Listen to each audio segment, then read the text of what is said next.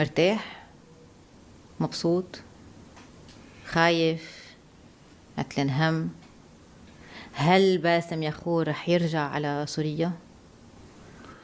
ضمن شرط مناسب. إيه ليش لحتى ما أرجع على سوريا ضمن شرط مناسب.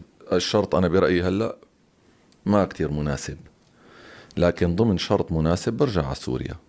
بس أنا اليوم إذا بدي أرجع على سوريا بضمن حالة من يعني فوضى معينة، ما بضمن أي ردة فعل سيئة أو سلبية، ما فيها أحيانا تفهم أو ما فيها يعني منطق خارجة من سياق المنطق، لسبب بسيط. اليوم أنت مثل ما أنك شايفة كتير في قصص عم تصير بسوريا بشعة جدا. اليوم بعد شهر من تغير الحكم في سوريا واستلام السلطة الجديدة الحكم، في كتير شغلات ما تغيرت بالجوهر، لكون صريح وواضح معك.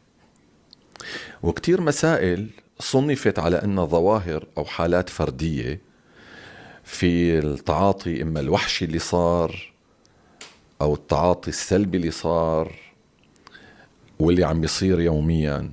لأنه نحن البلاء الأكبر في بلدنا أنا برأيي هو المزاودة.